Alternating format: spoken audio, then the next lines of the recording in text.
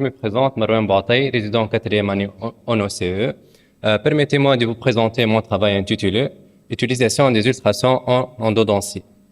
Donc, dès leur apparition, les ultrasons ont gagné de plus en plus de place dans la pratique quotidienne des médecins dentistes, jusqu'à devenir indispensable et incontournable pour la réalisation de certains cas. Au cours des étapes du traitement endodontique, plusieurs difficultés peuvent être rencontrées, telles que les pulpolytes, les obturations coronaires obturant l'entrée canalaire lors de la réalisation de la cavité d'accès, les obstacles intracanalaires lors de la mise en forme, tels que le tenant, les calcifications et les obturations canalaires défectueuses, ainsi que les incidents de parcours comme les fractures instrumentales. La réduction de la charge bactérienne est essentielle pour assurer le succès du traitement endodontique. Pour cela, on a recours à l'activation ultrasonique de l'irrigation. Tout cela nécessite l'utilisation des inserts ultrasoniques plus des aides opératoires telles que les microscopes opératoires. Donc, les ultrasons sont des ondes mécaniques sinusoïdales qui se propagent dans la même direction que la vibration, dont la fréquence est supérieure à 20 kHz. Les fréquences ultrasoniques utilisées dans les cabinets dentaires sont comprises entre 20 et 40 kHz pour les traitements parodontaux, prothétiques ou encore endodontiques, et jusqu'à 100 kHz pour les bacs de nettoyage des instruments souillés. On note deux types de générateurs, soit les détartreurs piézoélectriques, dont la fréquence varie entre 18 000 et 35 000 Hz, et ils ont des vibrations linéaires d'amplitude de 12 à 100 micromètres, et ils sont utilisés pour les traitements conservateurs endodontiques et chirurgicaux, soit les générateurs magnétostrictifs dont la fréquence varie entre 18 000 et 45 000 Hz. Ils ont un mouvement elliptique. Ils sont destinés au traitement parodontaux. Les inserts à ultrasons pourront être utilisés à différents stades du traitement endodontique, comme l'aménagement de la cavité d'accès, le débridement et l'obturation canalaire. Pour chacune de ces étapes, des inserts, des profils et des modes d'action distincts sont utilisés, avec des spécificités physiques et biologiques différentes. Au cours de la réalisation de la cavité d'accès, des surplombs dentinaires peuvent persister, empêchant alors la découverte des entrées canalaires. L'utilisation des instruments ultrasonores facilite la destruction de ces ponts dentinaires et permet l'ouverture des canaux calcifiés. Elle facilite la pénétration sans contrainte des instruments de préparation canalaire, en élargissant les entrées canalaires. L'élimination de ces structures dentinaires est réalisée grâce à des instruments diamantés. Les inserts à ultrasons ne présentent pas de mouvement de rotation à leur partie travaillante, contrairement aux fraises, permettant ainsi un contrôle de l'élimination des tissus beaucoup plus simple et précis. Le travail s'effectue par des petites pressions latérales, permettant d'avoir un geste contrôlé, afin d'éviter une perforation.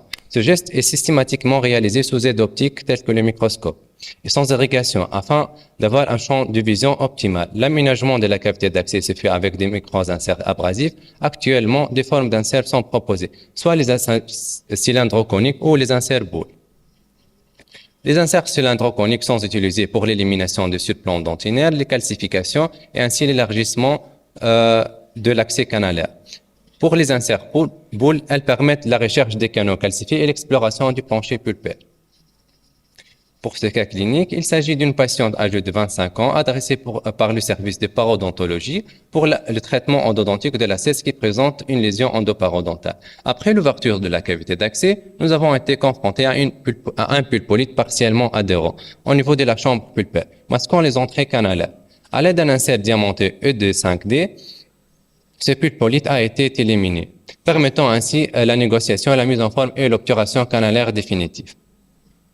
Le même problème a été rencontré dans ce cas. Il s'agit d'une calcification de la chambre pulpaire au niveau de la quarantaine. L'entrée canalaire n'a pas pu être localisée à l'aide d'une fraise boule. Celle-ci ne permet pas d'atteindre une profondeur suffisante, offrant un contrôle visuel limité, surtout pour une dent de petite taille. Nous avons alors utilisé un insert diamanté. L'irrigation passive ne garantit pas l'accès de l'irrigant vers l'ensemble du réseau canalaire. Pour cela, les oscillations de l'instrument vont forcer l'irrigant dans des zones non accessibles comme les canaux latéraux, les deltas apicaux et toutes les irrégularités canalaires. Le flux acoustique généré par les ultrasons désorganise les biofilms, rendant les bactéries plus sensibles aux irrigants comme l'hypochlorite de sodium. Ces cavitations acoustiques créent des microcourants et des ondes de choc qui favorisent le nettoyage. L'irrigation doit être aussi doit éliminer les smear layers et les débris formés durant la mise en forme canalaire. Une préparation canalaire adéquate optimise la circulation de la solution de l'irrigation. L'insert ultrasonore a été utilisé en puissance moyenne. L'insert est placé pendant une minute avec un renouvellement du clonage et il doit être en retrait de 1 mm de la longueur du travail. Lors de l'obturation canalaire à chaud, l'insert à ultrasons est mis en contact avec la gutta perca, puis activé, produisant ainsi de la chaleur permettant le ramollissement du matériau d'obturation canalaire. Cette chaleur est transmise vers l'ensemble de la dent. Les vibrations ultrasoniques permettent également une meilleure répartition du ciment de scellement sur les parois canalaires et assurent ainsi une meilleure étanchéité. Ces inserts ont une forme d'une sonde lisse, cylindro-conique, d'une longueur de 19 mm en moyenne, et une conicité comprise entre 3 et 4%, permettant l'obturation des canaux fins. Ils sont fins et souples pour pénétrer dans les canaux étroits et peuvent être précourbés pour mieux s'adapter à l'anatomie canalaire. Les inserts endodontiques sont très efficaces pour le retraitement endodontique. En effet, les vibrations ultrasoniques génèrent de la chaleur et des micro-vibrations permettant le ramollissement de la gutta puis les fragmenter, sans endommager les parois canalaires. Les types d'inserts utilisés sont soit les inserts diamantés pour fragmenter les obturations denses ou les inserts lisses non abrasifs pour le nettoyage final des parois. Les inserts ultrasonores jouent aussi un rôle essentiel dans le retrait des instruments fracturés, en permettant un accès rectiligne et précis et contrôlé aux fragments. Une évaluation clinique préalable de la fracture instrumentale est indispensable. Donc, il est nécessaire d'évaluer la position de la dent sur l'arcade, la situation de l'instrument dans le canal, l'anatomie canalaire, la longueur de l'instrument sur une radio préopératoire, le profil et la nature de l'instrument fracturé, l'étape de la désinfection et surtout le diagnostic initial, et l'évaluation des dégâts et des risques. Pour cela, il faut faire un consentement éclairé au patient. Plusieurs types d'inserts sont utilisés au marché. Les inserts abrasifs sont utilisés pour le dégagement de l'instrument fracturé et les inserts lisses sont utilisés pour l'élimination de l'instrument. Donc, pour ces cas cliniques, il s'agit d'un patient adressé pour le retrait d'un instrument fracturé au niveau du tiers moyen du canal palatal. L'insert ultrasonore ET20D a été utilisé pour dégager l'instrument, suivi d'un insert ET25S afin d'appliquer une vibration contrôlée en facilitant l'extraction de l'instrument. Les inserts permettent également l'élimination des ancrages radiculaires. Les tenants métalliques scellés à l'aide d'un ciment de scellement sont martelés par des inserts métalliques résistants. Et les tenants fibrés et collés sont abrasés par des inserts diamantés. En cas d'un tenant métallique vissé, l'application d'insert s'accompagne d'un mouvement de brossage en rotation anti-horaire, favorisant ainsi le dévissage du tenant. Les vibrations ultrasonores permettent la fragmentation du ciment de scellement. Elles sont plus efficaces lorsqu'elles sont transmises à travers un tenant en acier inoxydable ou en titane. Dans ce cas, un insert ED5 a été utilisé pour le dégagement et la mobilisation du tenant.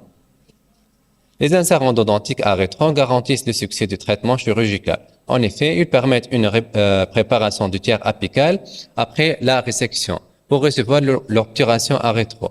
Ils ont plusieurs avantages tels que la réduction de la taille de l'ostéotomie d'accès à la zone apicale, la réalisation d'une cavité dans l'axe du canal, la préparation facilitée des zones difficiles d'accès telles que le canal mésiolingual des molaires mandibulaires et le canal palatin des molaires maxillaires et des prémolaires maxillaires, la réduction de la production des bouts dentunaires de la cavité et on n'est pas obligé à réaliser un biseautage à 45 degrés.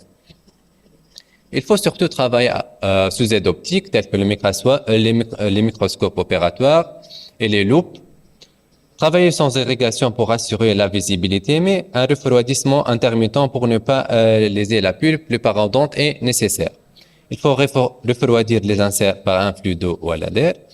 La puissance doit être modérée pour ne pas causer des microcraquelures et diminuer l'échauffement.